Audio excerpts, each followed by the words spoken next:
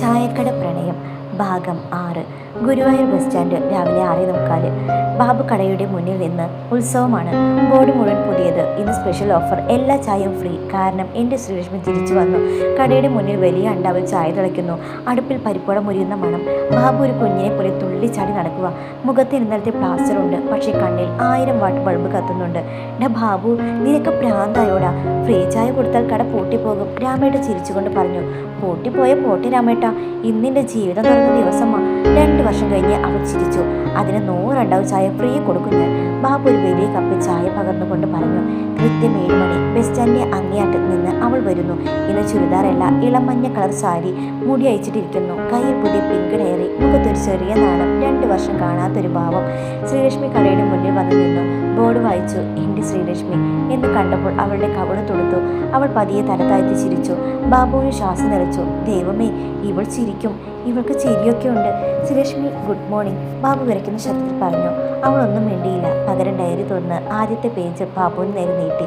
അതിലെഴുതിയിരിക്കുന്നു. Good morning Babu ഏട്ടാ, ഇന്ന് 2 പരിപ്പുവട, പഞ്ചസാര കൂട്ടിയ ചായ. എനിക്ക് സ്വീറ്റ് നല്ല ഇഷ്ടം. താഴെ ഒരു വലിയ സ്മൈലി. ഇന്നലത്തെ വിറയ്ക്കുന്ന സ്മൈലി അല്ല, വീട്ടിൽ പൈ വരച്ചത്. ബാബു അത് വായിച്ച് അവിടെ തന്നെ മുട്ടുകുത്തിയിരുന്നു. അയ്യോ എൻ്റെ ദൈവമേ, അവൾ ഗുഡ് മോർണിംഗ് എന്ന് എഴുതി. സ്മൈലി ഇട്ടു. 2 പരിപ്പുവട ചോദിച്ചു. കടയിലെ കസ്റ്റമേഴ്സ് എല്ലാം കൂടി ചിരിച്ചു. ബാബു ഒന്ന് എഴുന്നേൽക്കടാ, നാണക്കേട്. ബാബു ചാടി എഴുന്നേറ്റു. ഇന്ന 2 അല്ല 4 പരിപ്പുവട, പഞ്ചസാര 4 സ്പൂൺ ഇട്ട ചായ. അവൻ തകർത്ത് പണിതു. ഏറ്റവും നല്ല ചായ, ഏറ്റവും മുരിഞ്ഞ പരിപ്പുവട. ഒരു പ്ലേറ്റിൽ 4 പരിപ്പുവടയും ഒരു വലിയ ഗ്ലാസ്സിൽ ചായയും അവർക്ക് നേരെ നീട്ടി. ശ്രീലക്ഷ്മി അത് വാങ്ങി. എന്നിട്ട് ഡയറി വീണ്ടും എഴുതി. 4 വേണ്ടേട്ടാ, തടി വയ്ക്കും, 2 മതി. Tongue out smiley. ബാബു പൊട്ടിച്ചിരിച്ചു. അവൾക്ക് നാക്ക് നീട്ടാനും അറിയാം. ദൈവമേ, ഇത് എന്തൊരു അത്ഭുതം. കട മുഴുവൻ ചിരി. ബസ് സ്റ്റാൻഡിൽ വന്നവരെല്ലാം എന്താ ബാബു, എന്താ വിശേഷം എന്ന് ചോദിച്ച് ഫ്രീ ചായ വാങ്ങി കുടിച്ചു. ശ്രീലക്ഷ്മി ഒരു ബെഞ്ചിലിരുന്ന് പതിയെ ചായ കുടിച്ചു. പരിപ്പോട കുടിച്ചു. എന്നിട്ട് ഡയറിയിൽ എഴുതി. പെർഫെക്റ്റ്, 10ൽ 10, ബാബുട്ടൻ ബെസ്റ്റ് ഷെഫ്. ബാബു അത് വായിച്ച് കടയുടെ മേൽക്കൂരയിൽ കയറി നിന്ന് വിളിച്ചു കൂവി. നാട്ടുകാരെ, എൻ്റെ ശ്രീലക്ഷ്മി പറഞ്ഞ ബെസ്റ്റ് ഷെഫാണെന്ന്. ഇത് ടൗൺ മുഴുവൻ ചായ ഫ്രീ. രാമേട്ടൻ, ഡാ ഇറങ്ങി വാടാ, നീ വീഴും. എന്നിട്ട് ആ പെങ്കൊച്ചു വേറെ ചായക്കട നോക്കി പോകും. എല്ലാവരും ചിരിച്ചു. ശ്രീലക്ഷ്മിയും ശബ്ദമില്ലാത്ത ചിരി. പക്ഷേ ആ ചിരിയിൽ 2 വർഷത്തെ സങ്കടം മുഴുവൻ അലിഞ്ഞുപോയി. ചായ കൂടി കഴിഞ്ഞ് ശ്രീലക്ഷ്മി എഴുന്നേറ്റു. പോകാൻ നേരം ഡയറിയിൽ അവസാനം എഴുതി. നാളെ കാണാമേട്ടാ, സെയിം ടൈം, സെയിം 2 പരിപ്പോട. പ്ലാസ്റ്റർ മാറ്റിക്കോ, ചെക്കനാൾ കാണാൻ കൊള്ളില്ല. എന്നിട്ട് അവൾ കള്ളച്ചിരിയോടെ ബാബുവിനെ നോക്കി. കൊള്ളില്ല എന്ന് സൈൻ ലാംഗ്വേജ് കാണിച്ച് കളിയാക്കി. ബാബു ഞെട്ടി. അയ്യോ, ഇവൾക്ക് സൈൻ ലാംഗ്വേജും അറിയാം, എന്നെ കളിയാക്കാനും അറിയാം. ദൈവമേ, ഞാൻ രക്ഷപ്പെട്ടു. ശ്രീലക്ഷ്മി ചിരിച്ചുകൊണ്ട് നടന്നുപോയി. പോകുമ്പോൾ തിരിഞ്ഞു നോക്കി കൈവീശി. ബൈ എന്ന് സൈൻ ലാംഗ്വേജ് കാണിച്ചു. ബാബു അവിടെ തന്നെ നിന്ന് കൈവീശി. കണ്ണു നിറഞ്ഞു സന്തോഷം കൊണ്ട്. രാമേട്ട, അവൾ ബൈ പറഞ്ഞു. എനിക്ക് വേണ്ടി 2 വർഷം കൂടി. രാമേട്ടൻ ബാബുവിൻ്റെ തോളിൽ തട്ടി. മോനെ ബാബു, നീ ജയിച്ചു. പ്രേമത്തിന് ശബ്ദം വേണ്ടടാ എന്ന് നീ തെളിയിച്ചു. അന്ന് മുഴുവൻ ബാബു കടയിൽ ഉത്സവമായിരുന്നു. ഫ്രീ ചായ, ഫ്രീ പരിപ്പുവട, ഫ്രീ ചിരി. പക്ഷെ ബാബുവിന് അറിയില്ലായിരുന്നു സന്തോഷത്തിന് പിന്നാലെ ഒരു കൊടുങ്കാറ്റ് വരുന്നുണ്ടെന്ന്. പിറ്റേന്ന് രാവിലെ 6:30 ബാബു ഇന്നലത്തേക്കാൾ സന്തോഷത്തിലാണ്. മുഖത്തെ പ്ലാസ്റ്റർ മാറ്റി, പുതിയ ഷർട്ട്, മുടിച്ചീകി. കട മുഴുവൻ മുല്ലപ്പൂവിൻ്റെ മണം. ഇന്ന് അവൾ വരുമ്പോൾ കട മൊത്തം മണക്കണം എന്നാണ് അവൻ്റെ വിചാരം. 4 പരിപ്പുകൾ റെഡി ആക്കി വെച്ചേക്കാം. അവൾ 2 എന്ന് പറഞ്ഞാൽ 4 തിന്നും ഉറപ്പാ. ബാബു സ്വയം പറഞ്ഞ് ചിരിച്ചു. 6:55 ആയപ്പോൾ കടയുടെ മുന്നിൽ ഒരു ഓട്ടോ വന്ന് നിന്നു. പക്ഷെ അതിൽ നിന്ന് ഇറങ്ങിയത് ശ്രീലക്ഷ്മിയല്ല, ഒരു സ്ത്രീ. വയസ്സ് 50, മുഖം ദേഷ്യം കൊണ്ട് ചുവന്നിരിക്കുന്നു. സാരി, മുല്ലപ്പൂ, കയ്യിലൊരു കുട. അത് ശ്രീലക്ഷ്മിയുടെ അമ്മ, പേര് വസന്ത. വസന്ത നേരെ കടയുടെ മുന്നിൽ വന്ന് നിന്നു. ബാബുവിനെ അടിമുടി നോക്കി. നീ തന്നെയാണോ ബാബു? ശബ്ദം കനത്തിൽ. ബാബുവിന് ചിരി മാഞ്ഞു. നെഞ്ചിലൊരു പിടച്ചിൽ. അതെ അതെ അമ്മേ, ഞാനാ ബാബു. ഓഹോ, അമ്മയെന്ന് വിളിയായോ? വസന്ത പരിഹാസത്തോടെ ചിരിച്ചു. നിനക്ക് എന്ത് ധൈര്യമാണ് എൻ്റെ മോളുടെ പിറകെ നടക്കാൻ? കടയിലെ കസ്റ്റമേഴ്സ് എല്ലാം നിശബ്ദരായി. രാമേട്ടൻ പതിയെ എഴുന്നേറ്റു. ചേച്ചി, കാര്യം എന്താ? കയറി വന്ന്. നീ മിണ്ടണ്ട രാമ. വസന്ത കൈ ഉയർത്തി. ഇത് എൻ്റെയും അവൻ്റെയും ഇടയിലുള്ള കാര്യമാ. അവർ ബാബുവിൻ്റെ നേരെ തിരിഞ്ഞു. എൻ്റെ ചായക്കടക്കാരാ, നീ എൻ്റെ മോളെ ശല്യം ചെയ്ത് നിർത്തുന്നോ ഇല്ലയോ? ബാബുവിനെ തൊണ്ട വരണ്ടു. അമ്മേ, ഞാൻ ശല്യം ചെയ്തില്ല. ശ്രീലക്ഷ്മി അവളെന്ത്?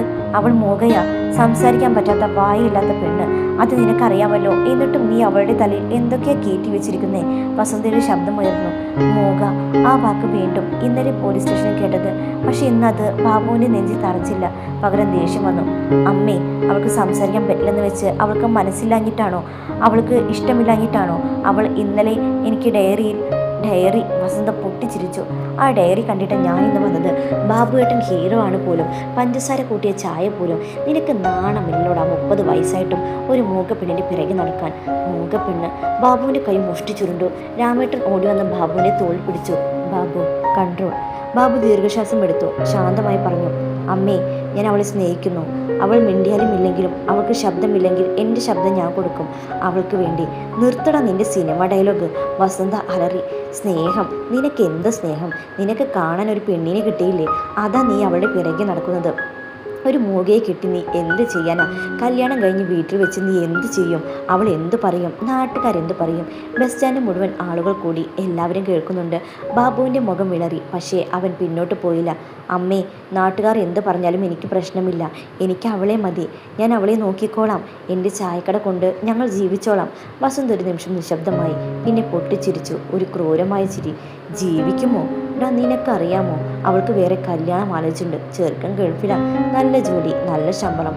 അവൾക്ക് സ്ത്രീധനം ഒന്നും വേണ്ട. കാരണം അവർക്കറിയാം എൻ്റെ മോൾ മൂകയാണെന്ന്.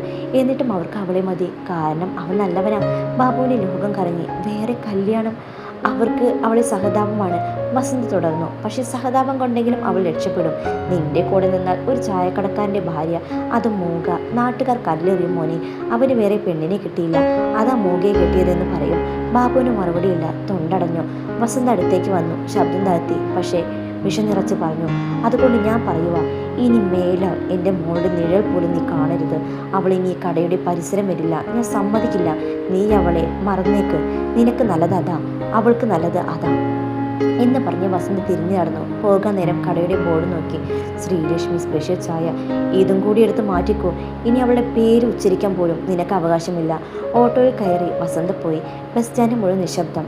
കസ്റ്റമേഴ്സ് പതിയെ എഴുന്നേറ്റ് പോയി. രാമേട്ടൻ മാത്രം ബാക്കി. ബാബു അനങ്ങാതെ നിന്നു. കണ്ണും വെച്ച്. അടുപ്പിൽ തിളച്ച ചായ കരിഞ്ഞു പോയി. പരിപ്പട മാവ് പുളിച്ചു പോയി. 7:05 ശ്രീലക്ഷ്മി വന്നില്ല.